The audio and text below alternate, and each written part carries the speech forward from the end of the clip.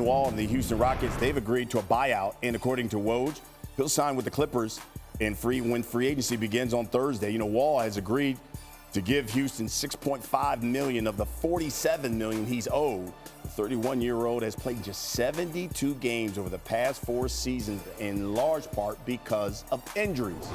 And speaking of those Clippers, boy, I'll tell you what, they certainly have moved up on the board consistently since they opened at a plus 850.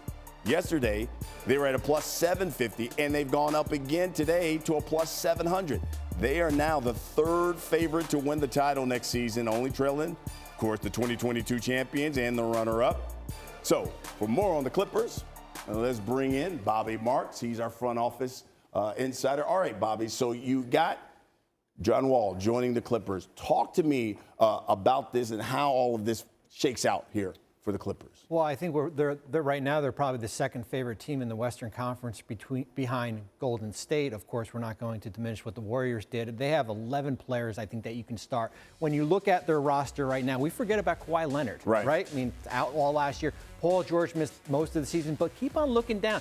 Norman Powell, Marcus Morris, Luke Kennard, Robert Covington, Reggie Jackson, right? You can have Reggie Jackson or John Wall. Who do you want to start, right? You are deep. It keeps on going down. You know, Terrence Mann here.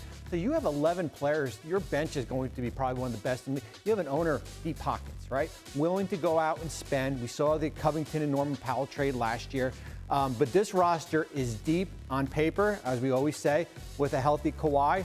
They'll give Golden State a run for the money out in the West. You know, Reggie Jackson was really good for them as a starter. So when they bring in John Wall, is John Wall coming in as a starter? Well, if you're John Wall, you're going into a situation where I'm not going to be a backup, right? I'm 30. He hasn't played in years. I'm 31 years old. I'm a former All-Star. When I'm healthy, I'm a 20-10 type guy here. So there'll be a role, and I think it'll be interesting when we get into training camp as far as this will be open competition here. I don't think anything's guaranteed for him. He could possibly play both of them together. But those 2 point guards there, you have 2 NBA-level high-quality guards. Yeah, obviously they got a lot of options here. All right, so let's take a look at the Western Conference, and then you've got the Phoenix Suns. And you already heard Woj. He said in a perfect world for Phoenix, they'd like to do a sign and trade with DeAndre Ayton and ship him off somewhere. So if you're Phoenix, how do you upgrade your roster to get back to the top? Yeah, we're going to pull up the Suns roster right now. So now here's the hard thing.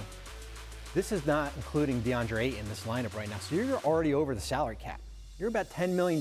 So you're not going to go just let him walk for nothing, because then what do you have to replace him in here? And when you're looking at Ayton's contract, you sign him back, you go into the luxury tax. You are going to be paying a penalty for the first time.